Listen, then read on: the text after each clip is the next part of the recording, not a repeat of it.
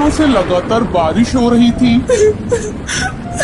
हे भगवान, पता नहीं ये बारिश कब रुकेगी। पूरे घोंसले में बारिश का पानी छू रहा है, कहीं इस बारिश में घोंसला गिर न जाए।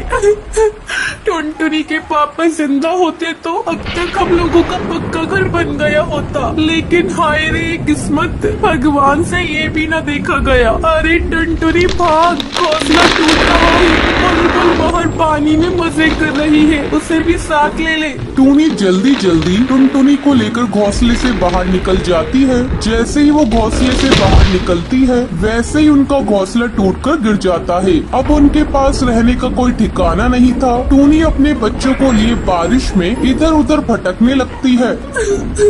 हे भगवान, इस तेज बारिश में अपने बच्चों को लिए कब तक भटकती रहूं? कहीं सर छुपाने की छोटी सी जगह भी मिल जाती तो अच्छा होता। माँ देखो, उस पेड़ पर एक घर का दरवाजा खुला है, चलो जल्दी यहाँ चलते हैं। हाँ बेटा, तुमने ठीक कहा, चलो चलकर देखते हैं। टूनी अपने दोनों बच्चों को लेकर उस पेड़ पर बने घर में जाती है। अरे ये क्या, ये तक शौचालय है। चलो अच्छा है, इसी में कुछ दिन गुजारते हैं और सुबह चलकर घर का सामान ले आएंगे। माँ भूख लगी है, खाना बनाकर दे दो। हाँ माँ, मुझे भी भूख लगी है। कहाँ से बनाकर खिला दूँ? इतनी बारिश में तुम लोग तो देख ही रही हो। छोड़ो, पानी पियो और सो जाओ। माँ पानी भी तो नहीं है। इतनी तेज बारिश हो रही है और तुझे पानी की कमी हो रही है। जा बाहर जाकर बारिश का पानी पी ले। ठीक है माँ, हम बाहर जाकर पानी पी रहे हैं, तुम गुस्सा मत करो। गुस्सा नहीं करूँ तो और क्या करूँ? तुम दोनों बच्चे मेरा दिमाग खा जाते हो। दिन भर तुम दोनों की बक बक चलती रहती है। सुबह से तुम लोग मुझे परेशान किए हुए हो। चलो अब यही कपबोर्ड के पास सो जाओ। टूनी के दोनों बच्चे कपबोर्ड के पास सो जाते हैं, लेकिन टूनी की आंखों में नींद नहीं थी।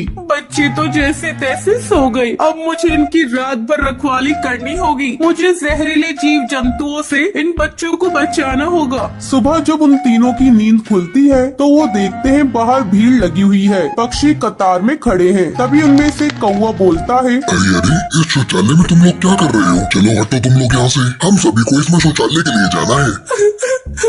कालू भैया, ये तुम क्या कह रही हो? मैं एक गरीब अबला औरत हूँ, मेरे बच्चों को यहाँ से मत निकालो। मैं कहाँ जाऊँगी?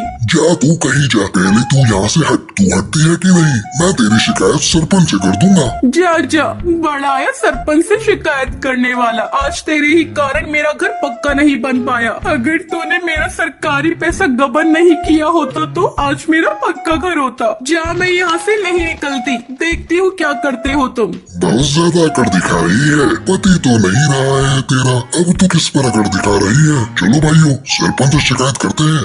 अरे भाई, तुम्हें जाना है तो जाओ, मुझे तो अपना पेट खाली करना है। मैं पास के खेत में जा रहा हूँ। ठीक है, मैं ही अकेला सरपंच के पास जा रहा हूँ और इस टूनी चिड़िया की शिकायत करता हूँ। इसने तो शौचालय को ही अपना घर बना लिया।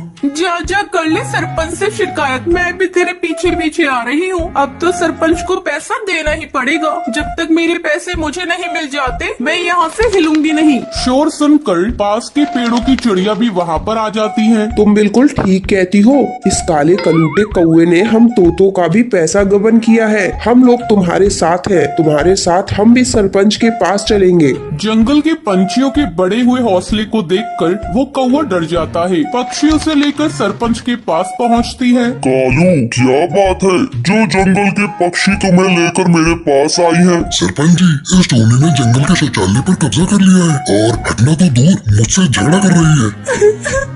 नहीं सरपंच जी, ऐसी कोई बात नहीं है। इसने मेरी सरकार से मिले हुए पैसों को खा लिया है। इसी कालू की वजह से मेरा घर आज तक पक्का नहीं बन पाया। आप मेरे पैसे से दिलवा दीजिए, मैं शौचालय तुरंत खाली कर दूंगी। सरपंच के कहने पर कालू टूनी के सारे पैसे लौटा देता है और इस तरह टूनी का पक्का घोंसला बन जाता है। पक्का घोंसला बनते ही टूनी शौचालय को खाली कर देती है। तो ये थी आज की कहानी। क्या आपको पता है टूनी चिड़िया शौचालय को अपना घर क्यों बनाती है? अगर आपको पता है तो आप हमें कमेंट करके जरूर बताएं। अगर आपको ये वीडियो पसंद आई हो तो इसे लाइक और ऐसी कहानियाँ देखने के लिए मेरे चैनल को सब्सक्राइब करना ना भूलें। सुंदरवन जंगल में अहम कौवा रहता था। उसकी 2 बीवियां थी। एक का नाम गोपी चिड़िया था और दूसरी पत्नी का नाम राशि चिड़िया था। एक दिन राशि चिड़िया गोपी चिड़िया के पास जाती है। गोपी चिड़िया, आज तक जो हुआ सो हुआ, अब हम दोनों मिलकर रहा करेंगे। हम लोगों ने बहुत लड़ाई कर ली है, अब लड़ने से क्या फायदा, कब तक हम यूँ लड़ते रहेंगे। ओहो, अब तुझे समझ आया है राशि चिड़िया। एक तो तूने मेरे पति से शादी कर ली और अब तू कह रही है मिलजुल कर रहा जाए। तुम्हें कोई और कौवा नहीं मिला था जो तुमने मेरे पति से शादी कर ली? मैं क्या करती, अहम कौवे ने ही तुमसे प्यार किया था। मैं मानती हूँ राशि चिड़िया, अहम कौवा पागल था जो तुमसे प्यार कर बैठा, लेकिन तुम्हें तो पता था वो शादीशुदा है, फिर भी तुमने उससे प्यार कर लिया। देखो गोपी चिड़िया, अगर तुम मुझसे मिलजुल कर रहोगी तो मैं तुम्हारी सेवा करूंगी और तुम्हारी सारी जरूरतें मैं अहम कौवे से कहकर पूरी करवा दूंगी। अच्छा, वो बस तुम्हारा पति है? पहले वो मेरा पति है। अगर मुझे किसी चीज की जरूरत होगी तो मैं खुद अहम कौवे से मांग लूंगी, तुम्हें कहने की कोई जरूरत नहीं है। तभी वहाँ अहम कौवा आता है। अरे तुम दोनों चिड़िया इतना शोर क्यों मचा रही हो? ये सब अहम कौवे तुम्हारी वजह से हो रहा है। तुमने ही मेरी सौतन लाकर मेरे सीने पे बिठा दी। पता नहीं आपको इस कलमुही चिड़िया में क्या दिख गया। अच्छा, तुम दोनों लड़ना बंद करो और जाकर मेरे लिए गिलास पानी लेकर आओ, मेरा गला सूख रहा है। तब राशि चिड़िया गोपी चिड़िया से कहती है, गोपी चिड़िया, जाओ अहम कौवे के लिए गिलास पानी लेकर आओ। क्यों, मैं क्यों पानी लेकर आऊँ? तेरे पंख टूट गए हैं क्या? जा तू लाकर पिला दे अपने पति को। अच्छा, तो मैं यहाँ पानी पिलाने के लिए आई हूँ? नहीं नहीं, तुम तो यहाँ अहम कौवे के साथ बैठने के लिए आई हो। हे भगवान, मैंने 2 शादी करके अपने पैरों पे कुल्हाड़ी मार ली।